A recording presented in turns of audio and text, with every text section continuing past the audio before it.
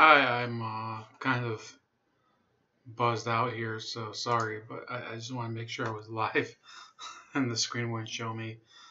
This video is kind of a short one. Wanted to comment on an event that I've been following over the past year. A lot of people have been following over the past year, and you know, there's actually a college pretty close to where I live, but well, kind of on the totally the other side of the city in Lorain County, called Oberlin College, that has some of the same effects, but not quite as extreme because it's a little larger of a college than Evergreen State College, which is the one that we're talking about today. Looks like they're going to have $6 million in cuts, and they're going to have to raise fees due to an enrollment drop. So we'll read through it real quickly. The Evergreen State College will look to cut more than 10% from its operating budget for 2018 through 19 and raise student fees because of declining enrollment. In a memo to the college's Board of Trustees, Evergreen's president, George Bridges, wrote that cuts totaling $5.9 million are needed because of lower than expected tuition revenue. This will require, quote, some layoffs and eliminating many positions that are currently vacant, according to Bridges. The work of reducing the operating budget is in a very dynamic state at this time. The number of staff and faculty positions and programs impacted by the proposed reductions will change as this work continues over the next few weeks, according to the memo dated May 8th. One way the college is looking to cut its operating budget is by moving expenses into non-operating budget accounts, including those funded by student fees. Officials have recommended a combined increase of $236 per year in student fees for 2018 through 19. So I know that might not sound like a lot, but I think some of these breakdowns make it sound like it's actually more than that. So the new student fee, which students pay once when they start at Evergreen, would go up $100 to $275 for those starting in the fall and to $145 for those starting in the winter or spring. So that's a one-time fee. The wellness fee, which covers basic health services and referrals to off-campus providers, would go up $111 to $420 per year. So that could be that is a bit of a inconvenience. Basic health services typically, if you go to some of these campus clinics, they're actually pretty ratty. And to be honest with you, I know people who've gone to those, and that it's basically you might as well go to your school nurse in kindergarten. It's not that much better. The services and activities fee would go up $25 to $649 per year for full-time students. So I think that might be like the rec center or whatever. The fee increases were presented this week to the Board of Trustees, which will vote on the proposal at its meeting in June. Enrollment at Evergreen has fallen steadily over the past decade. A recent report on last year's protests on campus suggests that trend will continue. At this time last year, allegations of racism and intolerance at the Olympia campus erupted into protests and pulled Evergreen into a national debate over free speech on college campuses. Later, a threatening phone call forced the campus to close for 3 days. If only it was that easy when I graduated from school maybe 2 years ago. I don't remember anybody canceling class for threatening phone calls. The report commissioned by the college highlighted the potential effect on enrollment, which fell 5% from fall 2016 to fall 2017. So bear in mind that actually was not quite that was pretty much the center of the whole controversy with Brett Weinstein. Okay, so since then it's just been worse. Further declines in applications, possibly by as much as 20%, and enrollments are expected for the fall of 2018 based on current year-to-year data, according to the report, which also was presented to trustees this week. The financial pressures and lost operating revenue from those declines will be significant and will potentially generate another sense of trauma on the campus. So that's what they're afraid of, the trauma. But in a sense, they're they're very superficially correct. What they're afraid of is that based on the fact that people like George Bridges, who is the president of Evergreen now, and has been since the beginning of this controversy, they don't have any handle on how to get a hold of this situation, because their whole policy since he came into power basically has been, and I use the term power very loosely, has been to appease the students and make them feel as if they have one of their own in a position of authority. But in reality, once you do that, there is no position of authority. And if you look at it that way, Evergreen State College is akin to one of these countries where there's a state government, and I'm going to have to analogize it to maybe one of these communist satellite states of the Cold War. Let's say, for example, Hungary, where you would have people who would be in a position of president, or in the case of university, provost. In Hungary's case, it would be the premier. And they would wear the suit, and they would go to all these ceremonies and salute people, and they'd be in charge of certain administrative activities, but they were administrators. They were not leaders. And when you are in charge of an institution, there's a big difference between simply administering something and leading it.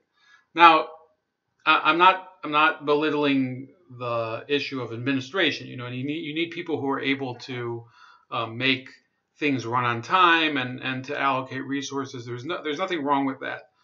But when you have administration with no leadership, it becomes susceptible to changes from the bottom.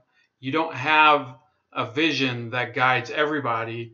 When you're an administrator, you're kind of working according to a vision that's defined by other people. So George Bridges, when he came into office, I'm sure that he did have, based on Benjamin Boyce's channel, I think, from what I remember, okay, and I'm not trying to generalize, and his channel has amazing insights into this, because it comes from a person from the inside who's spoken to Brett Weinstein. I actually had him on this show one time. Would love to have him back on, but he's a really busy dude. Look, George Bridges, apparently when he came in, he did want the campus to be true to progressive vision, but he didn't realize that the progressive vision of our time had taken several departures and orders of magnitude greater than of his era, such that he can't control it, because his rhetoric of his era, talking about guaranteeing equity and whatever, yes, they believe in that, but their conditions and their anger is so much deeper than he can satiate them. He gives them an inch, so they take a mile. So, they're talking about $6 million in cuts. Well, they should be afraid of the reaction. The fact of the matter is, less people are going to Evergreen because, yes, there are a lot of people who want to go to college to apparently engage in this social justice crap or whatever it is. And, I guess for the time being, they're able to do it.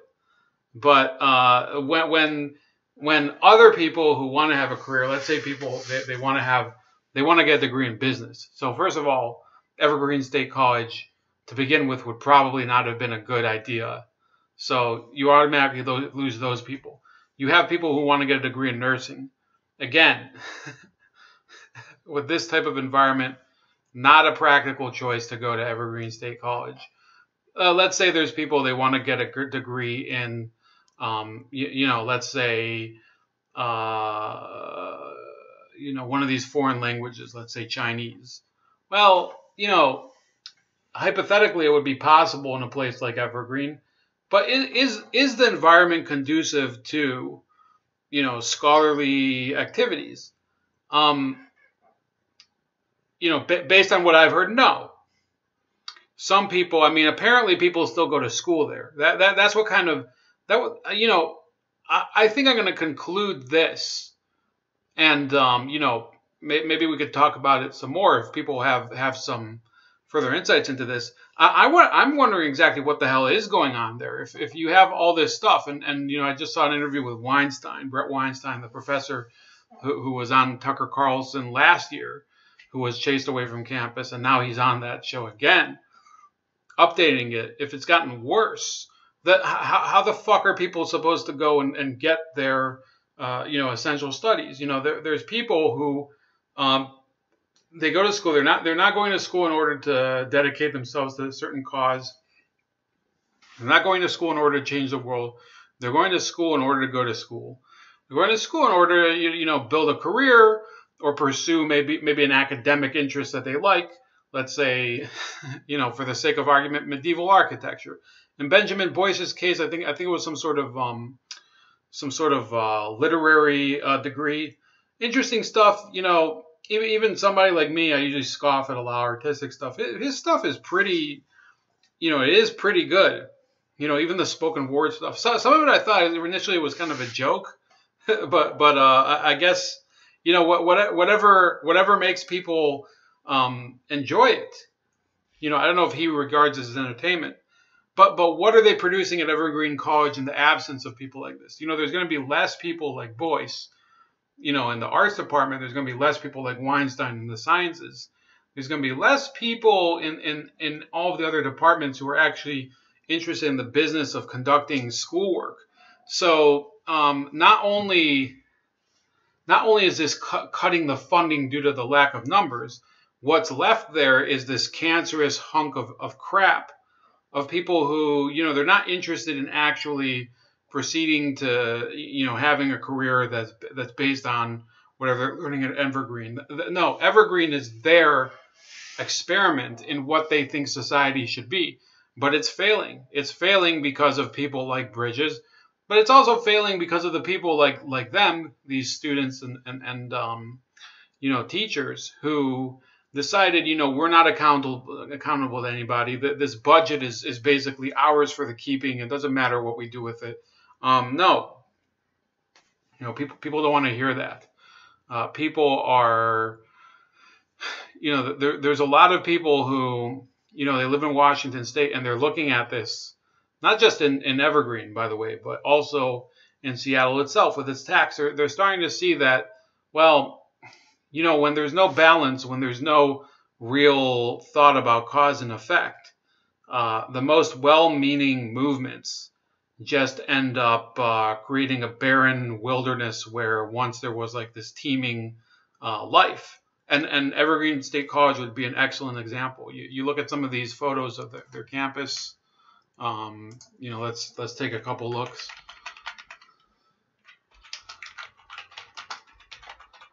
Let's see, campus photos.